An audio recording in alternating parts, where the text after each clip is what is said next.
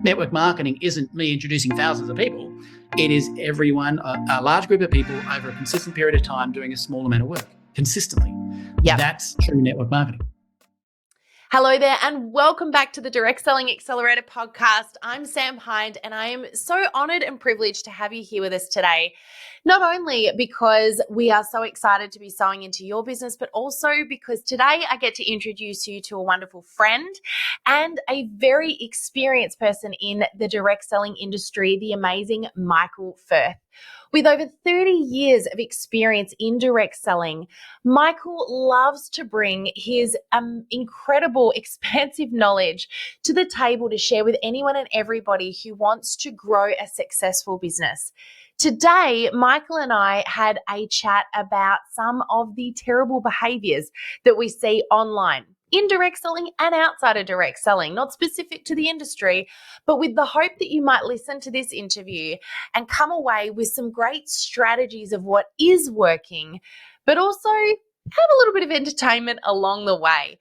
We had a great time chatting, and Michael, of course, shares some of his incredible tips that he uses and teaches that have not only helped him, but many, many others to grow a successful business in network marketing, party plan, direct selling, MLM, whatever you might identify as in this industry. So with no further ado, I'm going to hand over to the amazing Michael and the interview that I did with him. I hope you enjoy this as much as I did.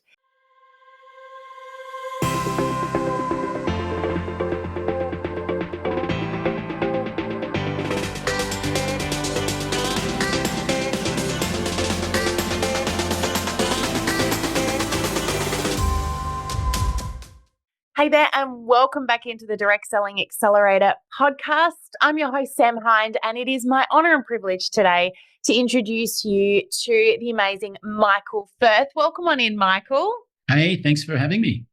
Look, such a pleasure, and I know I'm personally really looking forward to this interview, this chat with you. I'm not going to even call it an interview. I'm looking forward to this chat that we're going to have today because every time we catch up, I feel like we rattle around. Our conversation goes in lots of fun directions because we really do have a lot of very similar opinions when it comes to social media and how it should be used to grow a business. But before we get into all of that, I want to introduce our audience or introduce you to our audience so they can know you a little bit better. Now, you are the founding field advisory board member and crown with Neumi.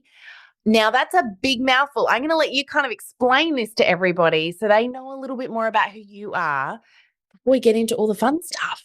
Cool.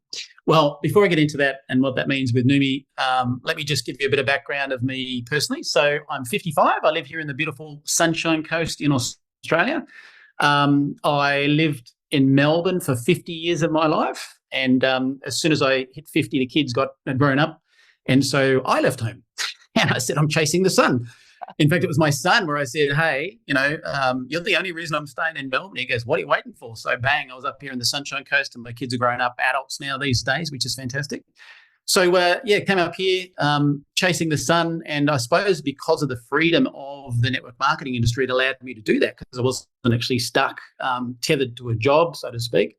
But my background originally prior to network marketing was I actually left school at 16 years of age and became an electrician. And if anyone's watched that program, some mothers do have them, with people running, screaming, burning buildings. That was me. I decided to quit the electrical career for the safety of the wider community because I realized there's a lot of fun stories in there. There's a stack. But my parents thought I'd be better off using my hands than my head. And then very quickly I realized it was the reverse. I'd be better off using my head. So left school at young, 16 years of age, did that for a while. And then it was funny. There was a very large American company that was big about when I was 18 years of age. And I got involved. I couldn't wait till turn 18 years of age and join that company. And I jokingly say that I earned $18, about $1.50 a month actually for many years. But I read a lot of books, met a lot of people. In fact, much to my parents' dismay, that actually got me out of the electrical career, even though, like I said, it was safer for other people, but I wasn't. And that became a passion of mine from about 18 years of age. But I did do very well in the industry for quite some time. I think that wasn't a fault of any of the companies. It was just me needing to grow and become a more confident person. Outside of network marketing, a photographer as a passion, not a hobby. My dad was a very famous artist, John Duncan Firth. He was from England, but he came out here and became a cowboy riding with the cattlemen and painting. And so I grew up around my dad handing me his cameras. So photography basically became my thing. I can't paint to save my life, but my creative side certainly comes out in photography. And so, this industry's been amazing to me because after that experience with that very large, well-known American company, I then got contacted by somebody with an Australian company, which was kind of the same company, but with an Aussie twang to it. And through my 20s, I worked with that and jokingly say I earned about $18.50 a month for many years. But again, I met a lot of people, read a lot of books, grew as a person. And eventually through that alliance with that company, I ended up getting invited to become a trainer in the mortgage industry. So that was a byproduct of this industry.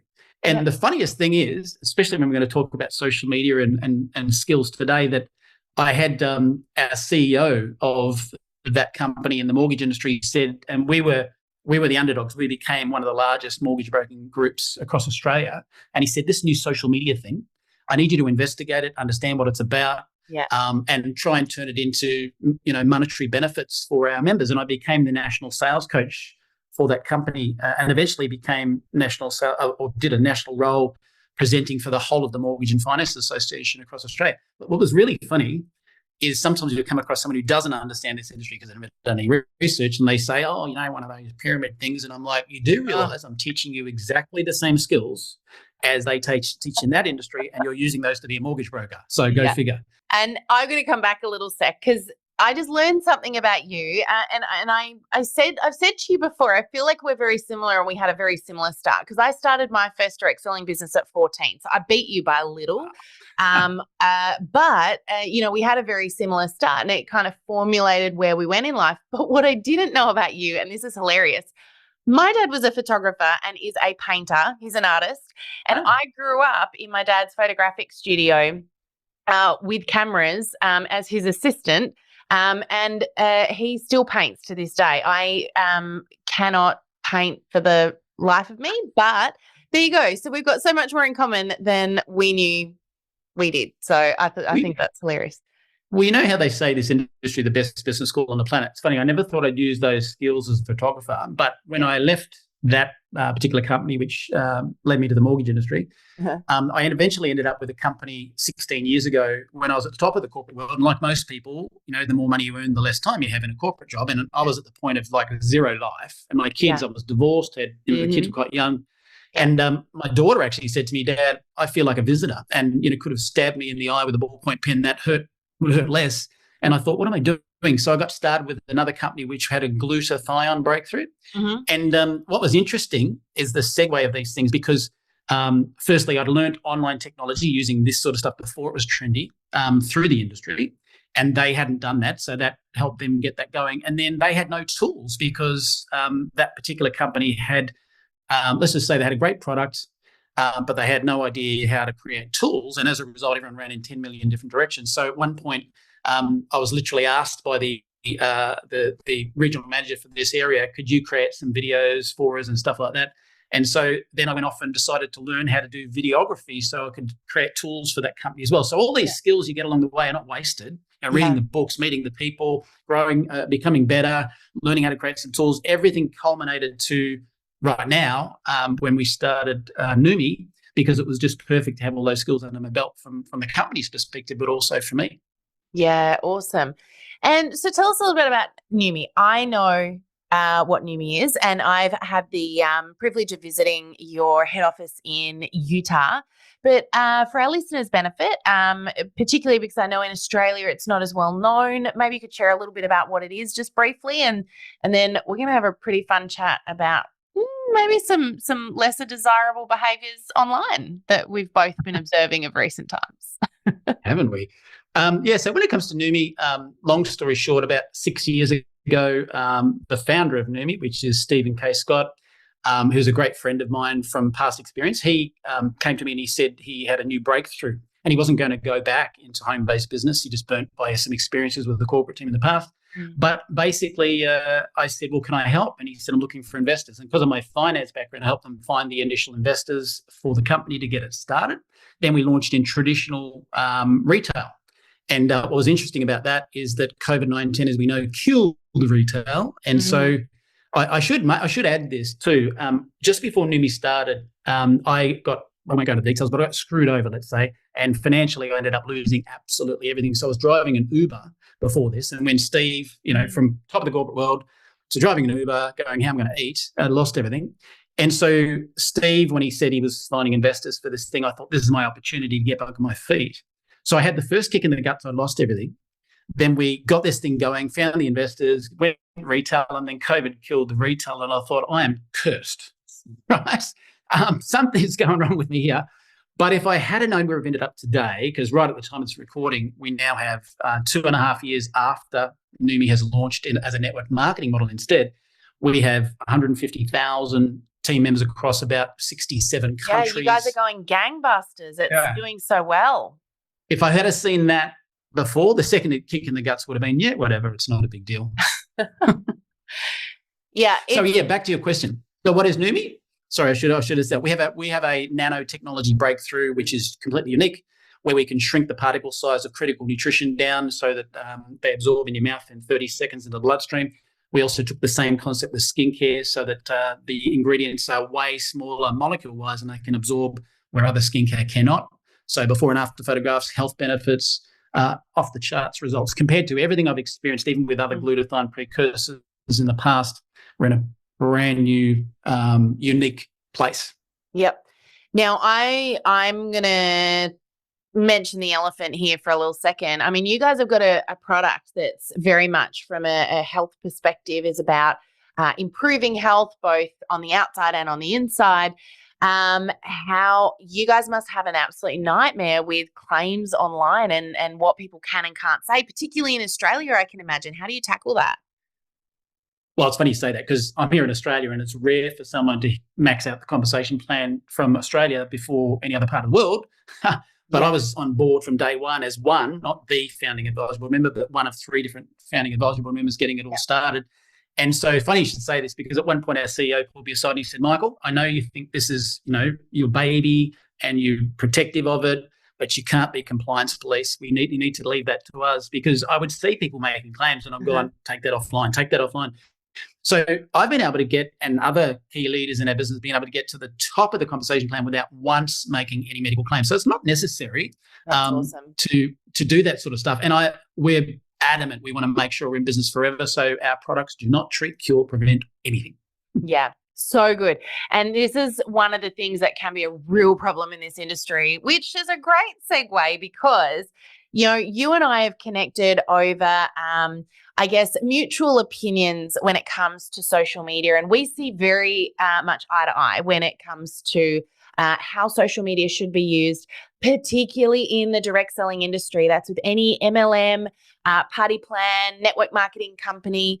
I really feel so passionately about how people should show up online, partly because, as you and I have both talked about, the small few that behave badly, and there are a small few that behave very badly, they impact the many. The whole industry gets a bad name. And unfortunately, because of what social media is, it shines a great big magnifying glass on the industry, a big spotlight.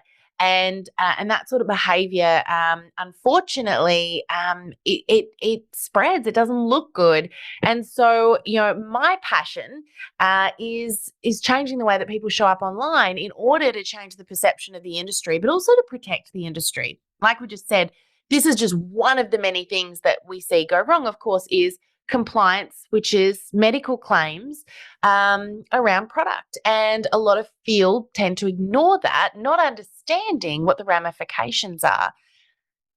But with all of that being said, we've had some fun chats about this. So I want to ask you this question because we've both got kind of our pet peeves and our bugbears in this space. I think you're going to have some fun backwards and forwardsing about this. But can you share what some of your least favorite online behaviors are at the moment and the ones that you believe really hinder progress and success in this industry right now?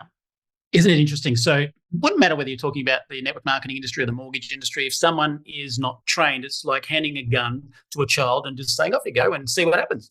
And so when it comes to Yep. social media, it's exactly the same. And sometimes this is the frustrating thing. As the industry has evolved, it's gone from the old style network marketer, belly to belly. You don't need that rubbish, social media. Whereas for me, I'm more of a modern network marketer who uses social media and face to face together. Mhm. And then there's influencers, and I'm not being negative about influencers, but they can hold up a Coca-Cola can and sell one, right? It's not that hard when you've got 20, 30, 40, 100,000 people following you. Yeah. And so that's a big part of the industry now too. But the challenge is sometimes the person with just a few hundred Facebook friends looks at someone like that and goes, I just need to duplicate their efforts. So hold up the Coke can and do a dance. No. Or say the name of my company every day online. So one of the biggest pet peeves of mine, even though I'm passionate and I love Neumi to bits, if I see somebody where every single post is mentioning our company name, I'm like, face plants, please balance it back out. There's a big statement I heard from Tim Sales many years ago, great trainer in the industry. He says, people don't care how much you know till they know how much you care. And so selling is repelling. So if all you're doing is like, I've got the best juice in the world, the best pills, the best this, my business is the best, it's like, get a life. Can I connect with you about who you are as a person first? Yes. Yeah. And once I've connected with you, then I'm probably going to be more open to listening about things you have. But if every single thing is monotone, just about your company, you're actually repelling people where you think you're attracting them. Yeah. And the assumption people make then is no one's interested in my product, right? Like people just don't want to buy it. People don't care about their health. And it couldn't be further from the truth. In fact, one of the analogies I use when I keynote speak at a conference for the first time, I'm meeting the audience for the first time, and you'll laugh at this, I don't think I've ever told you about this one. This is really funny, the result that we get. And it's such an aha moment for people. But typically I'll stand up and the very first thing I do is a big, cold, hard, cheesy sell of something, usually a bag of coffee. And I'll tell the whole audience that they all need it. Everyone in the room needs to buy it. It's the best coffee. It's come from Australia. And I do a cold, hard, cheesy sell. And I ask who would like to buy the coffee. And usually, unless someone in the audience already knows me, no one puts their hand up, right? I did this about 6 months ago. And then when I get halfway through the presentation, I then reference what I did at the start because I kind of leave it and say nothing. I leave this super awkward, situation going on in the audience. Takes a bit to win them back after that. It's a pretty risky thing to do. But we get halfway through the presentation and I'll then actually tell them the story about the coffee, where it's come from, why I brought it, why I love it so much. And I don't sell the coffee at all. But what I do is I ask the audience the question, if you had to choose between one of the following and give one of them up, which would you choose for the rest of your life, coffee or chocolate? And I split the room and half of the room put their hands up for coffee, at which point I remind them that it wasn't because there's no one in the audience interested in the coffee that I didn't sell it. It was purely because of the way I showed up. And this is what I wanted to talk to you about today, because then I go into talking about dating your customers. And you and I have talked a bit about this in a slightly different way, but relationship building online. Oh my goodness, Michael, this is such a frustrating thing. You were exchanging some stories with me the other day about how people had been approaching you. Without naming and shaming, this is probably one of my least favorite behaviors too. Do you want to share what your experience has been with people doing reach outs? It was funny. Something popped into my head just then, which positions this as well. When I was about 18, I read a book called How to Win Friends and Influence People, which Dale Carnegie, brilliant book. Yep, and of course, it's so not outdated. The concepts are never outdated, but it's very old style. But there's a great book that came out called How to Win Friends and Influence People in the Digital Age. And I can surmise one thing it says. Everybody thinks that I've got to go, look at me, look at me, look at me, look at me. And the truth is, you should be asking questions and being genuinely interested in other human beings. So interaction by a question rather than just look at me, look at me, look at me. And that's the problem. So, and again, the tip of the iceberg, even if someone watched me online, they would assume that the posts that I put up are the ones that are winning me all these, massive amount of teams. No, under the surface of this little iceberg is all the things I'm doing below, and private conversations with people are the key. But this is the second peeve I have, right? A friend request comes in, and what I do these days is I get ahead of the game. I always send a welcome message to every incoming friend request. I'm at the point now where I don't need to send friend requests out to other people because they're coming in thick and fast. But in the early days, I would send one out with a message. Hey, Sam, just thought I'd reach out and say, hi, I noticed you're in the, Sunshine Coast photographer group that I'm in, and we've got some common passions, love to connect, so open-ended questions. When someone sends one to me now, I'll just say, hey, Sam, thanks so much for the friend request. I'm just curious, have we met before? I apologise if I've forgotten, know a lot of people around the world. But if not, hey, what made you add me to social media? I'd love to connect. And by the way, here's a free set of tips that I give out to the industry for nothing. Mm-hmm. And you'd be surprised. This just blows my mind. Some people, it happened last night, a guy just goes, bang, here's my registration link for, and I won't mention the company. They're doing well right now, but this guy's not giving him a good reputation because he didn't say, hi, thanks for the link. Nice to connect with you, Michael. Hey, what's that all about? He just went, here's my registration link. And I'm like, so I went back and I said, hey, my friend, thanks for the link, but it would have been great just to maybe say hi or get to know you first. I don't click links until we get to know somebody. Uh-huh. And I said, because a lot of spammers and scammers out there. And he says, do scammers have a website? I said, yeah, they do. I said, seriously, mate. Most of them. Anyway, eventually, he just said whatever and disconnected and hit block. I thought it emphasized. I have to wonder how it works for them. Do they get a result ever? I don't think they do. It's the same as in the crypto world, and I'm not trying to poo-poo that part of the market, but, how many people you suddenly find on WhatsApp you've been added to a WhatsApp group on crypto? I'm like, I didn't ask to be added. Yeah. Does anybody go in there and go, oh, wow, some random stranger added me to some financial advice, I should listen? No. Build relationships. That's the key. Do you know, and my pet peeve is very similar, and this is one that I've done a podcast episode on this before because it bothers me so much, and partly because it actually hinders the effectiveness of what I then do, which is LinkedIn reach outs. So what happens is, because I use LinkedIn frequently to connect with my connections corporates, because I work a lot with corporate companies, not just with field. I mean, it's one of the ways that we operate, and I love to meet new people. I love to it's also a great place to learn from some of the world's greats when it comes to entrepreneurship and all of these sorts of things. And I get so frustrated when someone requests a connection on LinkedIn, you accept it, and then within seconds, so usually it's a bot because they've pre-programmed it, and because it's happened so quickly, but within seconds, minutes, or maybe a couple of hours, you get a spiel, and I'm talking a full-on sales spiel. It doesn't use your name. It's not customized. There's links. It's like, and that's one thing. But the ones that bug me the most are the ones, and you would have seen this happening on Facebook as well, it sometimes happens on Instagram, where it's one after the other, and because you don't respond, and so they're like, well, hello, are you there? And then they write another one, and then, did you get my last message? And 5 messages down the track, I then have to go in and say, actually, I didn't request any of these pictures or messages. Can you just stop messaging me? So in the end, I ended up recording a podcast about that bad behavior, and I now send the podcast link to them. I had someone write back the other day and said, wow, it's such a great podcast. Thanks for sending it to me. I just wrote back and said, you didn't listen to it, did you?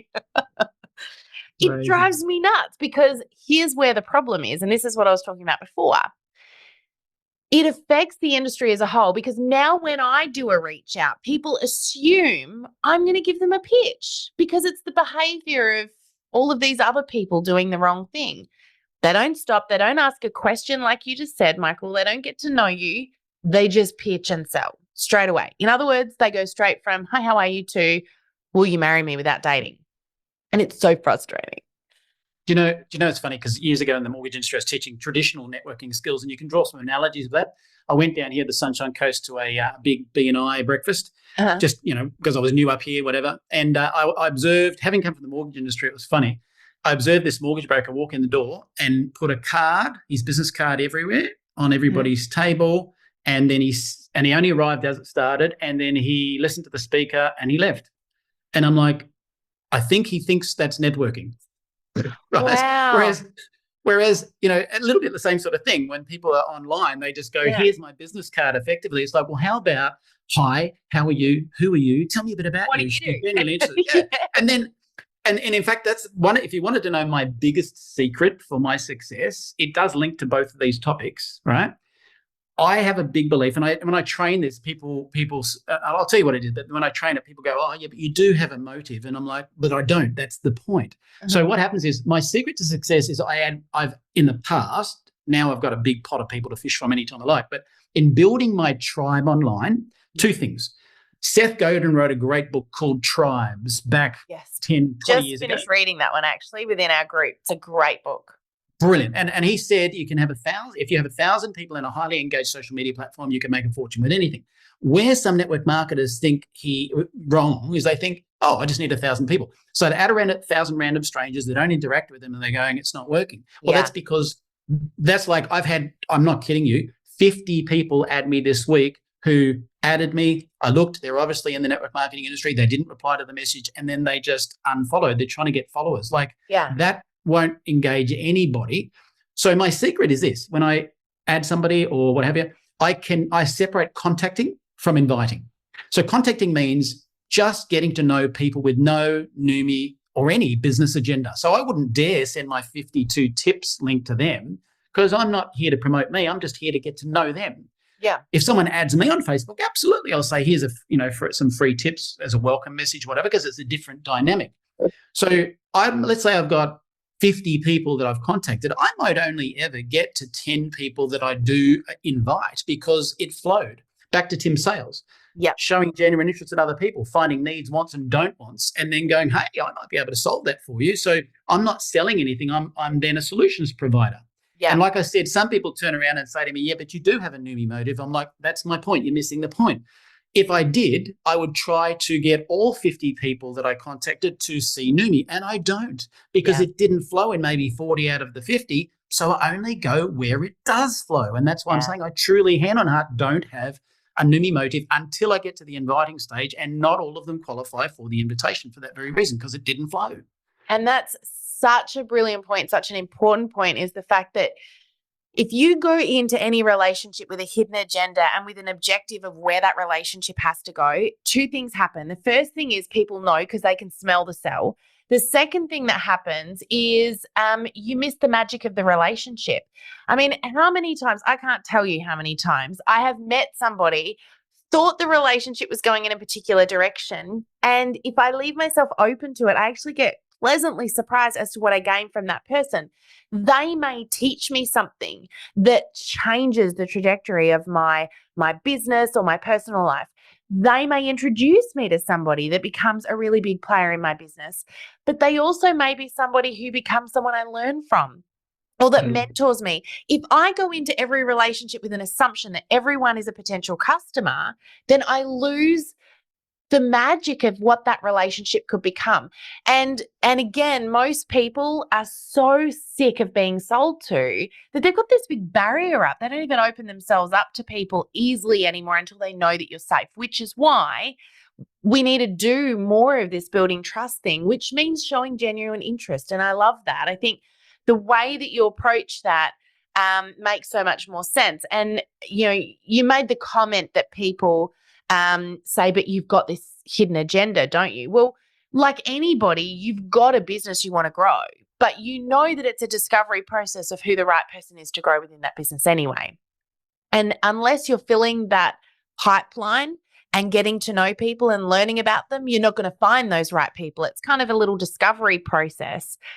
But in that process, you were also gaining some friends, and, you and I connected throughout this process, and certainly you've never done a pitch to me, nor would you, but hey, look at where we are today, because we were both open to where this relationship might go. And it wasn't about, hey, the only reason that we're contacting each other is to sell to one another, which is an interesting process. Now, there's another bad behavior I want to talk about quickly. I don't know if you've seen this one. This one's driving me nuts because it is so naughty, and I'm seeing this with it's a number of different companies that are doing it. So it's not one, But I feel like there must be someone out there teaching this because it's starting to happen a lot. Now, recently, within the last couple of years, we've been able to switch our profiles to public. Some people have done this, some haven't. I've done it. Have you switched yours? It's funny, I've had mine public for quite some time, but that was probably because of the mortgage industry. So I was never scared of revealing that. But I then taught everyone, if you're going to do that, be very mindful that you are in a goldfish bowl. Everyone and everything can see you do. Absolutely. Okay. But where I'm going with this is all of your posts are obviously viewable publicly, right? So when you put a post out there, have you had people then commenting on comments? So if you see my post and you go, oh, Adeline's such a cute baby, and you comment on that, they then comment on your comment, tagging you in to get you with a link selling to you, saying, oh, check out my amazing product. This is amazing, Michael. You'll love it. So it's got nothing to do with the original post. They're actually using it as a way to get contact with my contacts. Have you seen this happening? Actually, no, but I'm so alert on social media. If anything like that has come up, maybe once or twice, I'll have a comment offline in 15 seconds, whereas some people are not watching their social media as much as I do, and that could be sitting there for ages. I saw one the other day, funny you say this, a really good guy approached me from another company, and I want to say that just because someone's with another company isn't threatening to me. Yeah, the only thing that I will... No, like there's a guy on right now, not won't mention names, so he's with another company which would consider themselves maybe in a competition to us, whatever, that's their belief. But I didn't delete him because when he added me, he sent a welcome message in return. He didn't pitch his company. He then sent an audio message talking about, what he'd seen on my profile, but a little bit about him because I asked him. And then we had a bit of a chat, and I said, look, I'm not your target, mate, because I'm helped start this company, so I'm super glued to it for life, so I'm just not the right target. But he said, hey, let's stay connected, whatever. And I didn't see anything, any practices from him that were the icky, ones that we're talking about. But then I looked on his wall, and some idiot had gone underneath his thing, one of his posts, and said, hey, thanks for the ad, check out my company. And I'm like, oh my God, you can't stop these imbeciles. This is what I'm talking about. It is just this blatant selling, and I've got to wonder if it even works. Why are they doing it? But I actually, what you just said, I think is really valuable because whilst I shared with you one of my least favorite things, particularly on LinkedIn, which I know happens on Facebook and Instagram as well, but LinkedIn is probably my bugbear right now. I also see some really great behaviors where someone will add me and I kind of expect the sale to come. Have you ever noticed you start expecting it? You're like, here we go. What am I going to get next? But then sometimes you get pleasantly surprised. And I've had a couple of people. One of them has become a very great friend of mine in the industry. Two of them I have interviewed on this podcast, in fact, about their approach to networking since, because I was so impressed by it. But, sometimes people do things that really make them stand out. By the way, I think this is the key, is what can you do? And for our listeners, I would encourage you, and I'm going to ask you for some of your tips in a moment, Michael, because I know you've got like an endless supply of amazing tips in this space. But, the question you should always ask is, how can I stand out from everybody else? And these couple of people did some things that for me were big standouts. One of them, you were talking about voice messages before. One of them actually recorded a little video of him talking to me. He used my name, so I knew he'd recorded it for me. He referenced some of my interests, so I knew that he'd done the research. And then he gave me a reason as to why he wanted to catch up. And I had no reason to want to, except for the fact that he'd put the effort in, and I really did want to therefore meet him because I thought he cares. And, and that's such a big draw card, of course, is if someone feels like you care, it changes everything. What have been some of your observations of, like that example you just gave in a moment ago? Have you got some others of great behaviors where you've gone, hey, that's really clever, and that made that person really stand out to me? Well, before I say that, I want to share one funny thing with you, which is huge. So we're all talking about the negative things that people are doing that are poorly trained, that don't even know they're poorly trained. And so we can become expecting the negative. So here we go, another network mark. I look at their profile and I say, hey, thanks for adding me, yada, yada. And you think, here comes the still. And I'll tell a funny story, and he won't mind me saying this. I won't mention his name, but someone contacted me and they had the word crypto as their headline. And I went, delete. Bye-bye. Yeah. I didn't even bother accepting it. Just went flick. Anyway, Yep. then a couple of weeks down the track, I look in my, in Facebook, you have the other folder. When you're not friends, you won't even see these messages. And that's I think people don't realize you don't see those messages. And I see this message, and it was a long explanation of why I wanted to connect, which was very from the heart and very genuine, whatever. Turned out this guy had been a crown 2 times in his life at the top of the compensation plan in Indonesia. And he had reached out to, because of the name crypto was in it, he'd reached out to a few of us, and everyone had done what I did. Yeah. This happens to be, we've got 12,000 pre-registered members in my team switching on next month in Indonesia from this one gentleman. There'll be a crown or 2 overnight.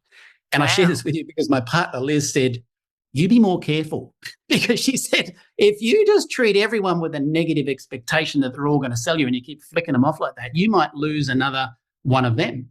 And so you've got to be, mindful about the poor behaviors, but you've also just don't assume they're all like that, because for me, that business could stand to be the biggest business in Neumi's history, and I nearly flicked it away. And he knows that. I said, oh my God, I'm so sorry. But I said, I just get hit by so many imbeciles coming at me with that word from that part of the industry that I don't even give them the time of day anymore, because there's so many poor trained people. But yes, so people who reach out to me. Such a good point though, Michael, and I think it's just a reminder of 2 things. I'm sorry to interrupt, but I just want to come back to that for a second, because yes, we want to be open to the opportunity, but we also therefore need to be a bit mindful about some of the words that we're using that are making people think things like that. And, also keeping in mind that social media platforms as well are hiding certain posts because of simple trigger words, and crypto would be a really good example of one of those. And had that person used a different header, might have got a lot more people accepting friend requests and actually opening those heartfelt messages too. But anyway, sorry, keep going. Actually, I don't know how they do this, but it's worthwhile tabling. For those people who are doing this practice, did you know when I get a Facebook request from you, if that's what you've been doing, Facebook actually says, do you know this person? Because scams usually come from people who are cold contacts that send you links and stuff like that. And so they must have been flagged. So I'm already going, here comes another one. Whereas in this guy's case, I didn't get that message because he wasn't reaching out and spamming crypto to people. In fact, he'd become quite wealthy in crypto, and he was just reaching out to find out more about me and about Neumi. So in answer to your earlier question about good habits, I suppose what I'd say to people is be patient. And what I mean by that is I view Facebook not as a sales platform, as more of an incubator. Yeah, so, I like that word. Mm-hmm. Right. So I've had people who've been on social media observing me over many years. And when I was doing workshops in the mortgage industry, I remember doing this. I brought up a thing and I said, let's just do this. We're live streaming live from Perth, Western Australia at the such and such club right now. Say hi if you want to be famous. So in the room, it went up, ding, ding, ding, ding, ding. And this person said, and I quote, she said, Michael Firth is one of the most trustworthy people I've ever known. Hi to everyone in the room. I said, here's my point. Never met her. Never met her. Yeah. But she'd sat on my social media and she had drip fed over a few years a perception of me. Now, it could have been an axe murderer with a pretend profile. Yeah. But the fact that I'd revealed a little bit about me that I'm comfortable with, about me and my family and my photography and, all the things that I love doing, and only a little bit about my business stuff because I'm balancing the approach. So I didn't scare the fish away with going, come and join Neumi type of thing. Instead, I built relationships over a period of time. Now, I could then go back to someone like that and go, hey, thanks so much for your post the other day. Hey, what's going on for you these days? Like I used to say to people, type in, when the COVID thing was going around the world, hey, how's life? How are you coping with all this COVID rubbish that's going on? And then just get it into a genuine, interested conversation. Yeah. It may not go anywhere, but it might. And again, it's just hunting for gold nuggets, turning over those things in a conversation without having a dead set agenda. Yeah. Yeah. So true. It actually brought a little story to my mind, which was quite funny at the time. It goes down that same tangent. But back when Facebook Lives were really starting to become a thing, I did a challenge for myself, which was that I was going to do a Facebook Live every day, sharing a tip for 30 days on Facebook. I was teaching a group of people at the time in person, and I thought I need to lead by example here. And so I was doing these Facebook Lives, and I got to the end of the 30 days and literally every day was like 2 minutes just sharing a quick tip, some days it might have been, personal family balance with business, and other days it was around social media. So, it was, like you were saying, quite a mix of stuff. And I get to the end of the 30 days and I thought, I'm not going to do any more. I'll just kind of stop that there and, revert back to my maybe once every 1 or 2 weeks. And I get a knock on the door, open the door, and it's the postman. And he goes, Sam. And I went, yeah, that's my name on the parcel. And he went, no. He goes, you're Sam from Facebook. And I went, what? He goes, my wife's got a party plan business and she's been watching your Facebook Live tips. He goes, and I've started watching them and I don't even have a business. He goes, it has helped her so much. But he goes, where have you been for the last couple of weeks? We haven't seen you and we've really missed those tips and that information. It's been so helpful. Where have you been? I thought you must have gone away or stopped the business or something. And I thought, wow, it is such a reminder of the fact that just because people aren't interacting doesn't mean they're not watching you. And I like what you said before, you're in a fishbowl. People are paying attention. Don't just look at the engagement and the direct reaction of what's going on, because like you said, it's an incubator. People are slowly watching and they're building that trust with you as you're providing that value. So don't underestimate the power of showing up and providing valuable content without a sell. Totally.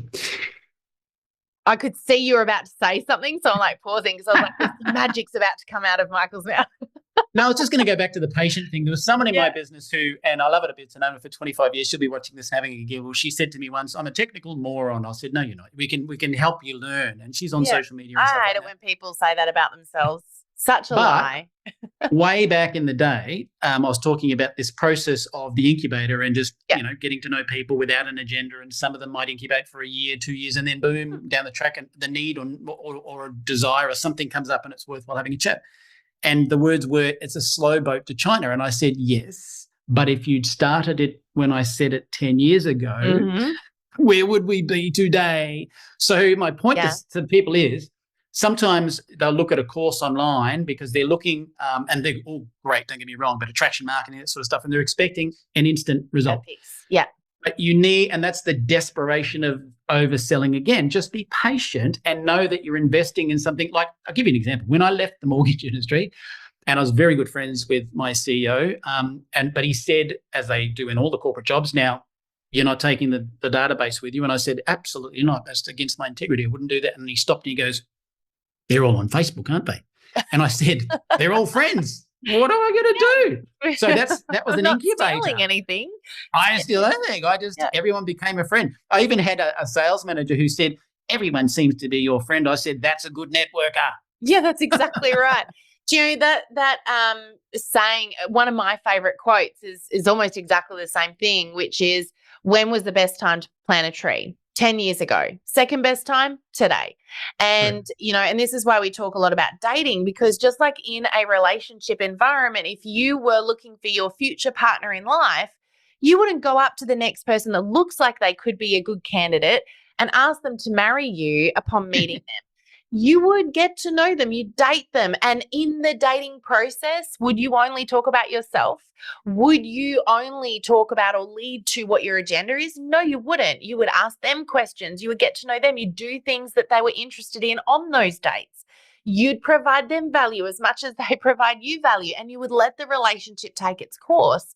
And it's like that with customers. And I don't want to sound inappropriate by talking about dating in the sense that you should date your customers, but you should, because you want to get to know them. And sometimes, it can be slow, absolutely. But other times, relationships, people can get married very quickly too when they know it's just right and it's the perfect timing. So you just never know.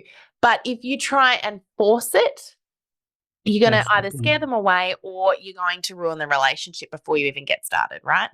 Again, we could bounce off you all day, but I am very happily married and got married. Thank you. You even sent me a wedding gift about 6 weeks ago. I think it is now, 7 weeks ago. It's my beautiful and congratulations. I was surprised you didn't mention it at the start, but congratulations. You've got yourself a beautiful wife there. But I share this because way prior to that, when I was single, it's interesting because knowing that Dale Carnegie, How to Influence and Influence People, and knowing what Tim Sale says, be interested, not interesting. Be interested, not interesting. I love that. So good. I went on this date with somebody, and I never forget, because for me, after the date, it was a no. But she's a lovely girl. I was working with her in the mortgage industry. And it was funny because she said to me on a text, "Man, that was a great night and you're so interesting." I said, I used it as a training thing in the mortgage industry. I said, here's the thing. I didn't talk about me at all. I just asked her lots of questions about her, and I was genuinely interested in finding out about her. And at the end, she said, "Wow, you're interesting." Is it interesting? Whereas you go out there talking about yourself, it's the reverse. It's funny because one of the first things I was ever taught when I went through cold calling sales training, this was, after I left the direct selling industry, one of my first jobs was actually door-to-door sales. I then moved into car sales. I was selling cars, then car finance, then car aftermarket. And so I got taught by some pretty hardcore salespeople some tools that I had to be able to apply very quickly to be able to network but build the relationship, because I didn't have hours, let alone weeks or months. I had only while that person was right in front of me in order to get from, "Hi, how are you?" to them buying. And so that was a really, school of hard knocks right there. But one of the first things I was taught, and I still hold on to this today and teach this today, and it's the fact that everyone's favorite subject is themselves. They can say to you, "You've only got 5 minutes of my time." And what I knew that meant was, I've got 5 minutes to impress you, and then I can have all the time I want. And how I impress you is I talk about your favorite subject, which is you. And you're not going to want to stop talking about you. So I just get to know people, and I became an enthusiast of humans. I just wanted to know as much as I could about somebody. And if it didn't lead anywhere, it didn't. But I knew that more often than not, by doing that, it built the trust. But it also helped me work out, as it would with you as well, Michael. You talked about getting to know someone's needs, wants, and don't wants. I love that. But it's also about getting to know that about someone. If you don't get them talking about themselves, you're never going to find those things out, right? Totally. So can I share one real quick story on this? One of my friends. I feel like we could do these stories backwards and forwards all day. Well, this one's really powerful. He's one of my best mates, and he was in the mortgage industry, and he was looking to change jobs. He was going to a particular interview, and I said, "You know what?" And I was in my sales coaching role, and I said, "You know what? Go in there and you be the one asking all the questions." So he walks into this interview at a massive, I won't mention the brand name, but a big brand name for home loans in Australia. And he walked in, and the lady was there recruiting him, and he walked in and she had a beautiful view, and he goes, "Wow, what an amazing view." She goes, "Yeah, it's pretty good." He goes, "How long you had this office for?" "Oh, blah, blah, blah, blah." And then he kept probing. He goes, "Well, how long you been with the company for?" "Oh, it's blah, blah, blah, blah." "And so what made you get into this industry anyway?" And she went, blah, blah. And she goes, "Wow, you're good." Because he or she who asks the questions controls the whole conversation. Exactly. He had her eating out of her palm. He got the job, needless to say, regional manager. Yep. And he said, "Firthy, that tip got me the job." Asking the right questions. Yep. And you can even have questions lined up. I used to have a few sitting on Post-its on my walls, so that if the conversation ever got a little bit stuck, or I felt it was going down the road of the only thing left to talk about is to sell. Because sometimes when you get stuck, you go down that road of, well, I guess I better just talk about my product or my business or my offering, right?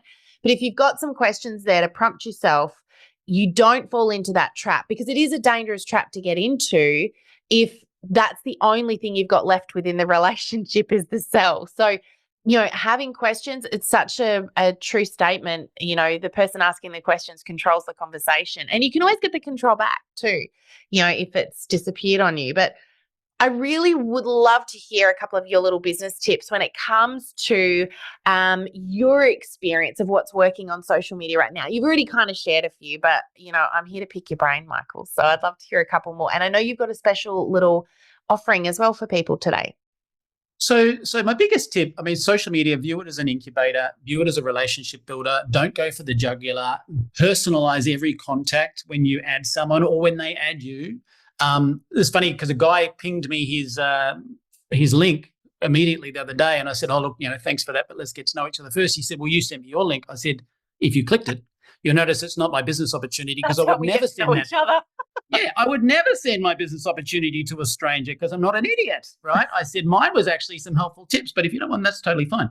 So don't go for the jugular. Build relationships, use it as an incubator, but it doesn't exist on its own. So don't think that all your posts you're putting up publicly about your company are the sweet spot. In fact, I say this to some people. If you put up a post about, I don't know, you bought a new puppy and 100 people will interact on that when 10 or 4 will interact on your business post, that's because people don't like being sold. But on that post, out of those 100 people who interact about the puppy, have a look at each one of the likes and loves and go, hey, I haven't spoken to Sam for a year. Yeah. Ping a private message. Hey, Sam, saw you having a look at my new puppy. Pretty cute, hey?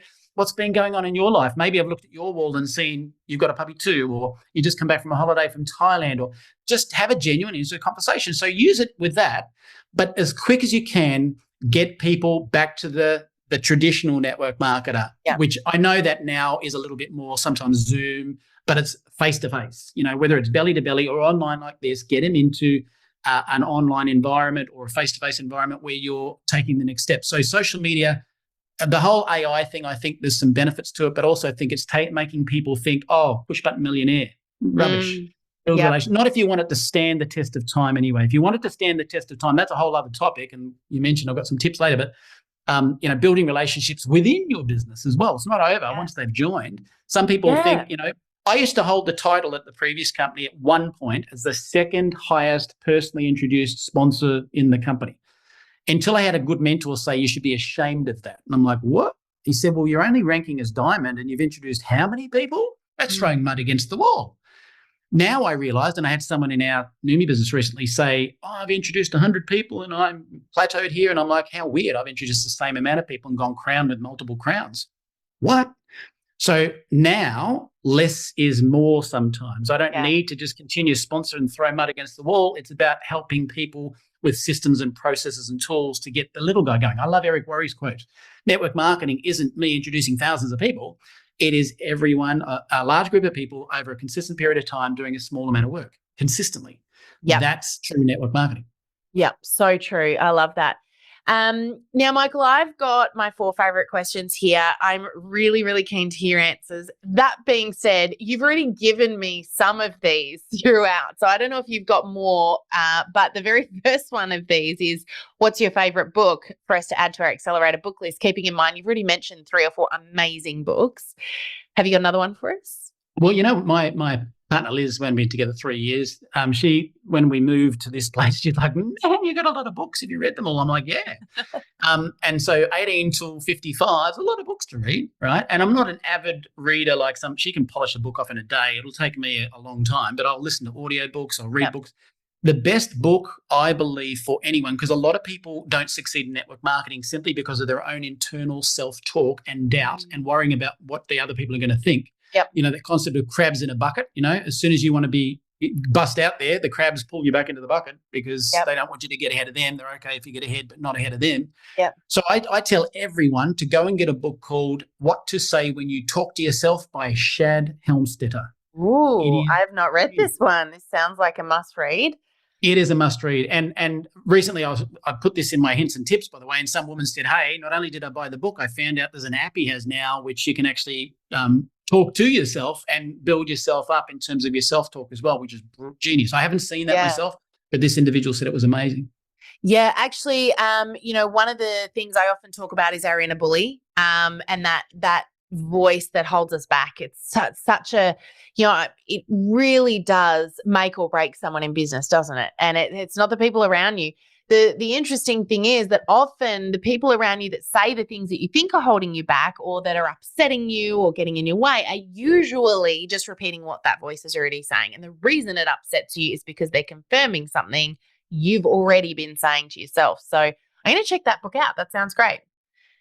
Now, I've got another one for you. If you could have a superpower, any superpower, what would it be and why? Blushing all those people doing it the wrong. No, I'm just kidding. I literally wishing, because the industry getting a bad name if they would just wake up. I know you and I are very passionate about this. And I know this is comical in some ways. I'd love to be able to give everyone a pill that would give them everything that took me 30 years in this industry to learn, because I am just a product of this industry. I'm no guru. Anyone who says they know all the answers, run for the hills. That's an egotistical leader. I don't know all the answers. I'm still learning, staying green and growing, not ripe and rotting. Yeah. But if I could get you to understand that if you're just patient as you grow as a person, to treat the industry as a journey, not a destination. Yeah. And, if you can look back and say, even with the company that I earned $1.50 a month for many years, man, I learned a lot. That wasn't a waste of time. So my magical wand would be that people get that and they stay committed for the long haul. Yeah. So essentially what you want to do is you want to bottle your knowledge and your understanding so that you could give it to other people. You could start a really great direct selling company selling that. Well, you know what? Funny you say that. So I know you're probably going to mention I've got a series of tips I put out. So once I got to the point personally, and by the way, I was more blown away to hit the top of the compensation plan in Neumi within 1 year, by the way, 12 months, than anybody. I was like, what? But I think it's because the company was member-driven, and they allowed us to create the tools and do all the things that often corporate companies do without listening to the field.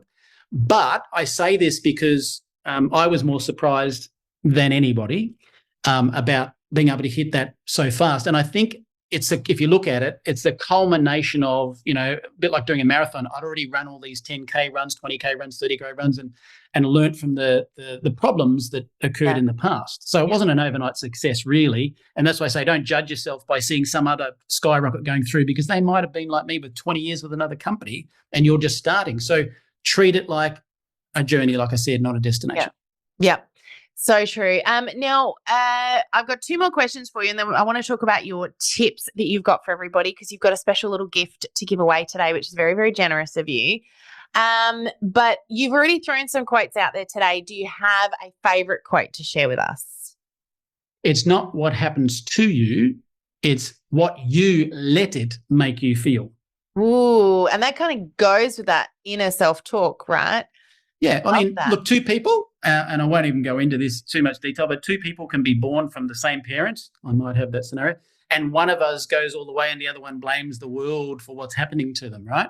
Yeah. And so they can get in the same room or womb, I'm not sure, but 2 people can have the same external impacts. And look, this might hit home with someone in the industry. I won't go into a lot of detail, but when I was a child, I was sexually abused, right? That's something I can talk about openly.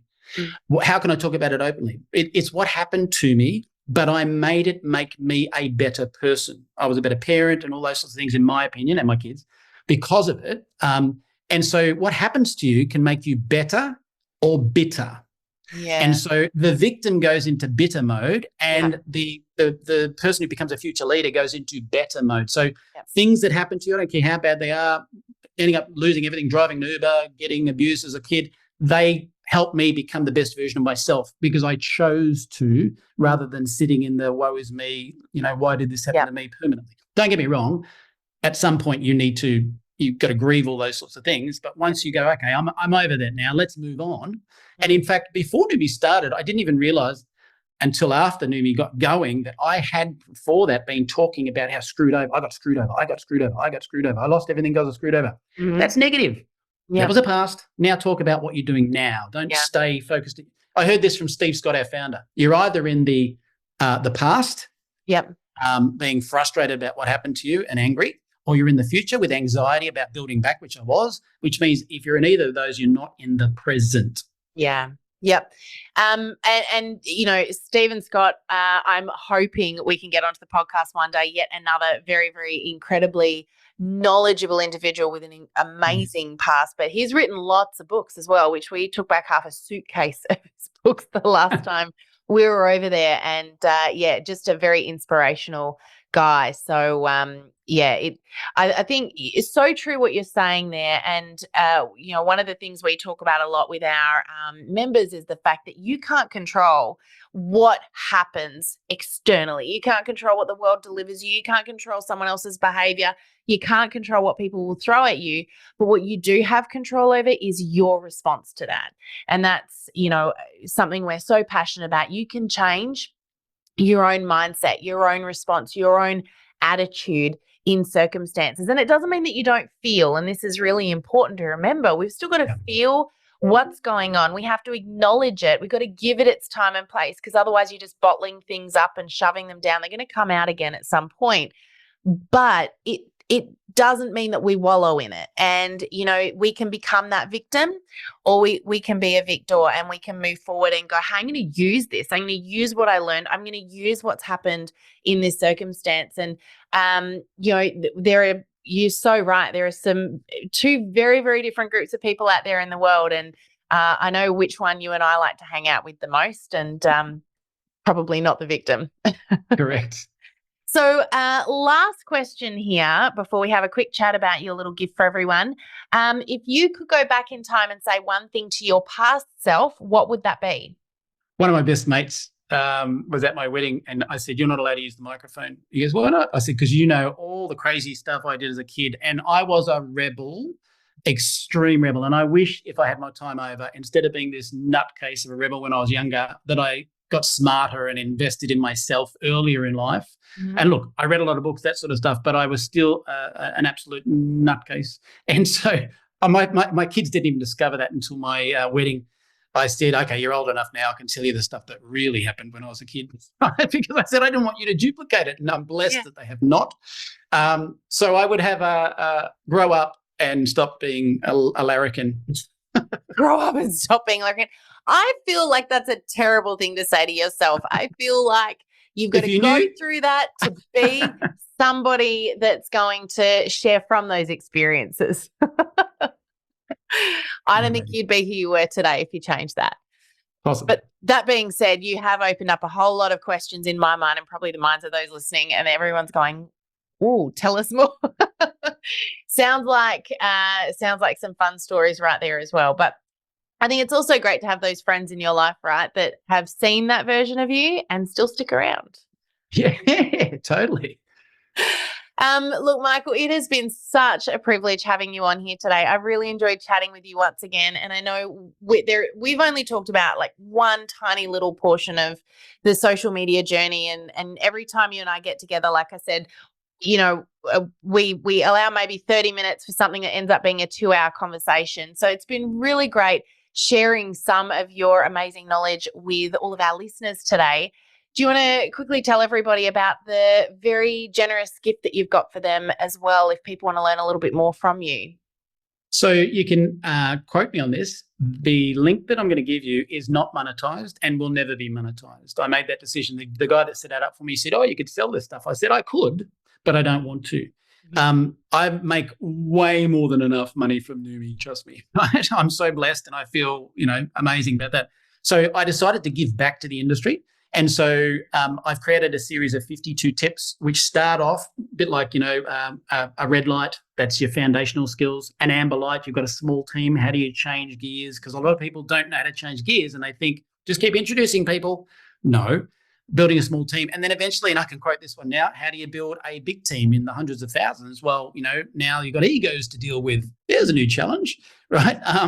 So I've put together 52 tips in sequential order from the very first day through to 52 weeks from now. So you get one a week. Yep. And it's just my way of tipping my brain into people with something. Again, I'm not expecting anything in return. It is something that I think will professionalize the industry. I did an article. I was asked in Business for Home to do it recently about reform in the industry. And I watched the mortgage industry go from trying to kick the cowboys out. And honestly, I feel, and it happened in financial planning, it happened in the mortgage industry. And I feel like if we don't clean up our act now, guess what? It's going to happen to this industry as well. Yep. Would you rather be regulated by governments or internally regulated by us saying to the people doing the wrong actions, stop it? And maybe they're just not well trained. So these 52 tips will certainly help people get on the straight and narrow. So the link is www.Michael Firth, that's my name, MICHAEL, FIRTH.me. So there's not .com.au, just michaelfirth.me. And we'll pop that in the show notes as well so people can click on that link and grab that. Can you make a version of this perhaps for the real estate industry? Well, that's another industry that needs some reform. There's a whole other topic. Whole nother conversation for a whole nother day. But look, it's been so great chatting with you today, Michael, and thank you for that generous gift for everybody as well. Like I said, we'll put that in the show notes so that they can grab that. And of course, where can people connect with you if they want to follow you, get more tips, hear a bit more of your amazing wisdom? Whereabouts can they find you? So I am on Instagram, but not that much. I'm on LinkedIn, but I don't go there regularly. If you want to get me in 30 seconds, go to Facebook. Yep. Awesome. I love it. All right. Well, thank you so much for joining us again today. It's been so great chatting with you. And, I appreciate the passion that you bring, but also the knowledge that you bring to the industry. And I know you and I are both very passionate about seeing this industry changed and the behaviors changed so that we can see this industry not just survive, but literally thrive. And I know that can happen. So it's been great having you on here today. Pleasure. Thank you so much for the opportunity. Yeah, such an honor. And thanks as well to our beautiful listeners for tuning in again today. It's been great chatting with you guys. Make sure, of course, that you hit that subscribe button so you don't miss out on any of our upcoming episodes. And don't forget, of course, to share this one with somebody else in the industry that you think can benefit from hearing this message from Michael today. Thanks, everyone, for tuning in, and we'll see you on the podcast again next week. Bye for now.